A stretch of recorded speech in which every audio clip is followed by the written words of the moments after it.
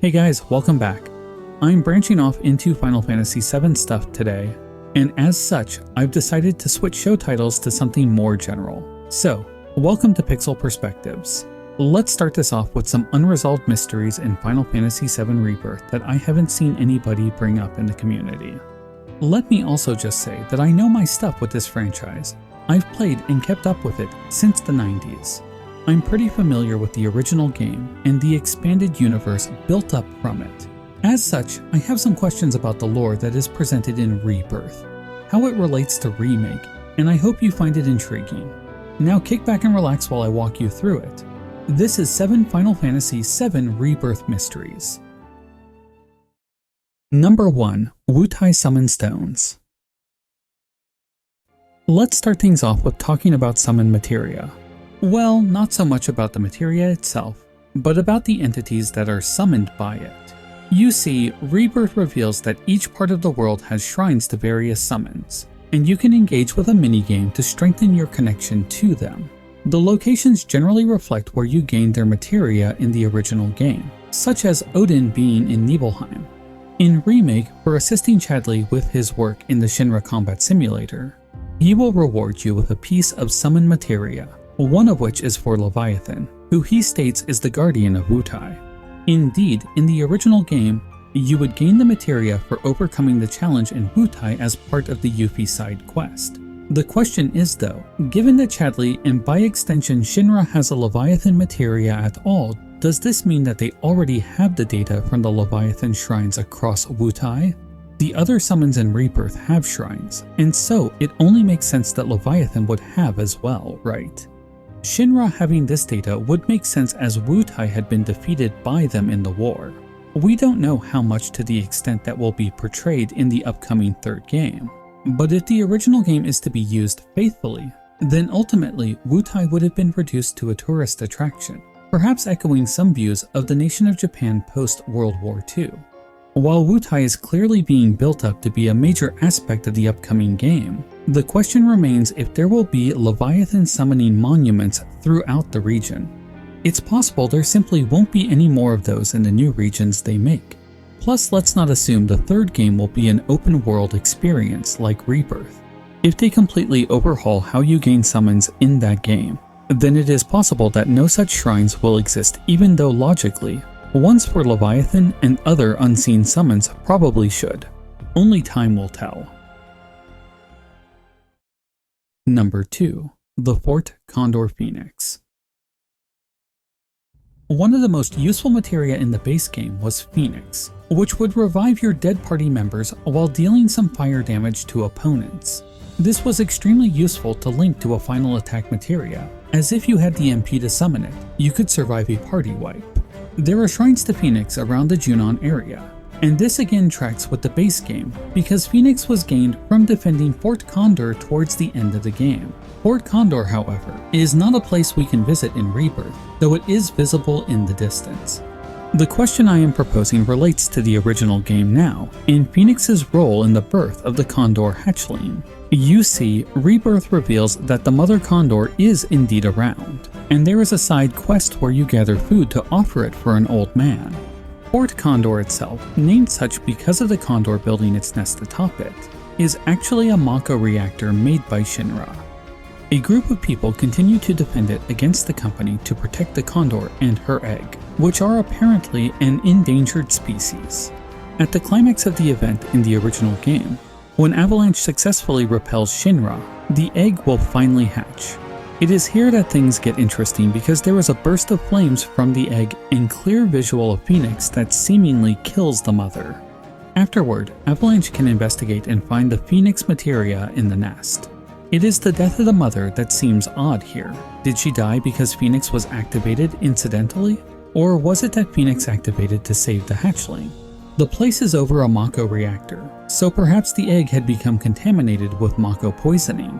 These are all questions left unanswered by the original game. Given the nature of Rebirth and the inclusion of a multiverse, this now raises the question if this is one of the things that may be altered. Perhaps in Part 3, during the conflict for the huge materia in the reactor, the events will change the fate of the mother. However that plays out, I just hope we are done with this mini-game. I've grown rather sick of it. Number 3. Is Loveless in Junon? From its humble beginnings as a background object in the original game, to its expansion in Crisis Core, the Loveless play has come a long way. To my delight, when I got there towards the end of Rebirth, I got to see a partial rendition of the story. This, however, has caused my mind to wonder a few things about it. Setting aside potential conflicts in what is presented here as to what is stated by Genesis in Crisis Core, the idea of a huge mechanized city existing in the world could easily have been true. Through Rebirth, we are told of the older technology that Junon used, and how some of the parts are no longer around or easily made. This was of course because the Republic of Junon was conquered by Shinra, and as such, a new age of technology centered around Mako came to dominate the world. It could easily be that this ancient and elaborate city presented in Loveless was not only real, but that its ruins still exist. If we take a look at the map, there is a section above the mithril mines we don't get clear views of. I think this may have once been the site of such a city, and that the mines provided the resources to build its marvels. Barrett tells us during the mine section that mithril can only be found there. Wasn't all that long ago that this place was a working mithril mine. Y'all know about mithril, right? What you might not realize is just how rare it is. Never been found outside of these caves, in fact. And I ought to know. Worked in a mine myself back in the day. Mithril does appear elsewhere in the world, but it's mostly in chests not naturally found. Perhaps this city was not just a mechanical wonder, but one made almost entirely of mithril. One more thing to support the idea that Junon was the home of it, which is that in the finale of the play, we see the princess summon Phoenix to overcome the conflict. We know that Phoenix is the guardian spirit of the Junon region. In addition, Phoenix isn't being summoned for its usual regenerative functions, but merely as a powerful attack. I think it is likely Loveless took place in this region of the world, and that princess was merely invoking the region's most powerful entity, the Phoenix, to triumph. Part 4. Where did Gilgamesh come from? Final Fantasy is no stranger to the idea of a multiverse. This concept was first played with, to my knowledge, in Final Fantasy V, when Gilgamesh was thrown into the void. There was another who disappeared into the void though, the famed Mimic Gogo, who would appear in Final Fantasy VI. In addition to this, there are recurring elements of the void that keep appearing through the games, such as Shinryu, Omega, and crystalline replicas of various entities. Stranger of Paradise plays even more with these concepts, but that honestly could be a video in its own right. In the case of Gilgamesh though, he has continued to appear in many games. Sometimes he seems to be a resident of the world of that game, such as in Final Fantasy IX and 15, but in others he seems to be an interdimensional traveler often equipped with famous weapons from other games. In Rebirth, the Gilgamesh we encounter is just that, an interdimensional traveler. If this is the case, and he is actually the same Gilgamesh who began this journey back in Final Fantasy V, then one has to wonder what his personal timeline is, how it played out from the moment he was flung into the void. We might also have to wonder how he survived his tragic end in Final Fantasy V, or perhaps that battle was the ultimate fate of this man after his travels reached their end. It is unclear. However that situation resolves, there is one thing about this Gilgamesh that stuck out to me, which is the claims that he has been trapped here for thousands of years. If that is the case, then does that mean thousands of years have passed across the various dimensions too? In the world of Final Fantasy V, is the present thousands of years after Bartz and the Warriors of Light saved their land from the nefarious X-Death? Again, we don't have a clear answer, only questions. I welcome your thoughts in the comments below. Part 5. Queen's Blood Monster Origin. Let me just start by saying I love the new card game. It is a joy to play, even if my same strategy basically works against every opponent. The lore behind the game, that is what I am looking at in this topic. You see, there is a legend about the game you were told early on, about how from the blood of the evil queen came the monsters that fill the world. It's not uncommon for Final Fantasy games to have some broad claim like this about where the monsters come from, though I've always wondered what counts as a monster and what counts as a natural animal in the world. Are cactuars monsters or plants? How about the mighty zoo? Even a chocobo? I'm fairly certain that our goblin friend would take some offense to being considered a monster and not a person. But I digress. If the Blood Queen's death is responsible for the monsters, one has to wonder what the world was like during her time before she fell. Was Gaia a peaceful world devoid of these monsters, a land free of Malbros and maybe even Muggles? Then there is the rather interesting connection between the world of Spira from Final Fantasy X possibly being related to Gaia. One of the founders of Shinra, as seen in Remake in an old photo, is wearing the same mask as the Albed Shinra we see in X-2. In that world, the Pyreflies were the essence of the dead who would manifest as fiends if not sent to the far plane. Doesn't that sound kind of familiar? And you have to admit, this dance Aerith is doing looks awfully similar to the one that our beloved Yuna does now, doesn't it? My point being, if the story of the Blood Queen is true, then it seems unlikely that all monsters came about from her. If anything, she was tapping into something to call them forth or create them. We can see how her spirit continues to persist even after death. And who knows, perhaps the Gi play a more serious role in this than we realize. Moving along. Part 6. Does Cissnei know Zack died? This one is slightly more involved because it delves into both Crisis Core and Before Crisis. You see, Cissnei is a member of the Turks, and continues to be such even in Rebirth. During Crisis Core, she became associated with Zack Fair, helped him out while also keeping an eye on him, and even developed some feelings for him. Of course, things all went south when the Nibelheim incident happened, which is when Sephiroth burned the town, and Zack and Cloud were taken into the manor as new test subjects for Hojo. They would remain there until they escaped 4 years later, at which point Shinra began a manhunt for the escaped test subjects. Cissnei encountered Zack in pursuit of him, and came to realize that him and Cloud, now suffering from Mako poisoning, were the escaped subjects. She turned a blind eye to them, letting her friend ride off. That wasn't the end of the situation though. Later in Gongaga, she would again encounter Zack while he was pursuing Genesis, and from there gave him a 5 to 10 minute head start before she started chasing him down. The final scene involving her was when the Turks were trying to save Zack's life, as they were aware he was headed for Midgar, and the Shinra army was set to stop and terminate him.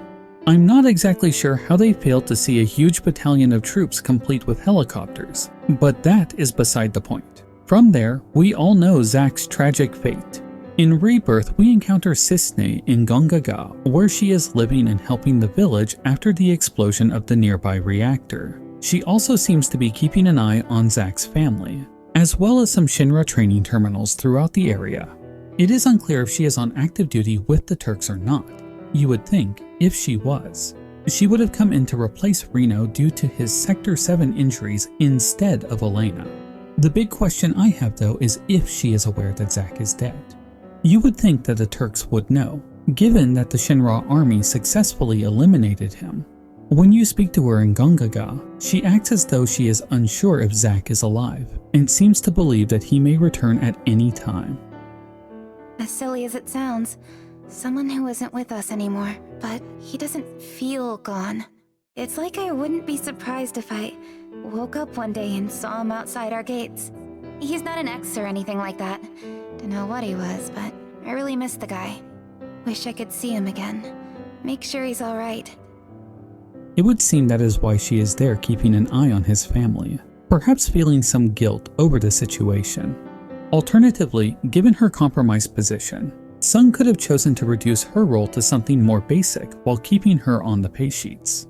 Sung showed some concern for Zack as well, and perhaps he felt some responsibility for his ultimate fate, as well as the pain such a thing would cause to Aerith.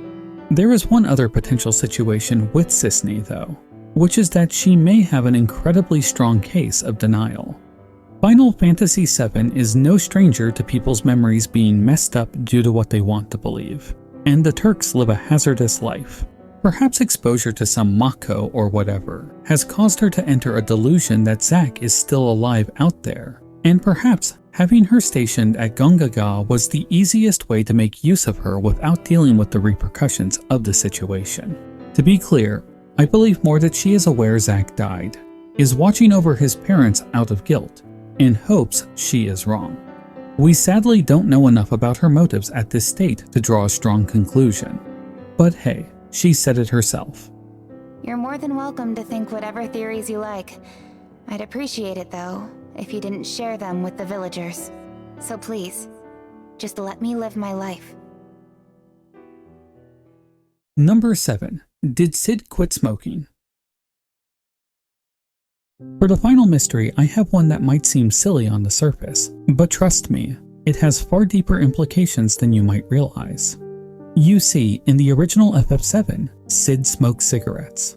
At the end of every battle, he would light one up, not to mention actively engage when flying his ship.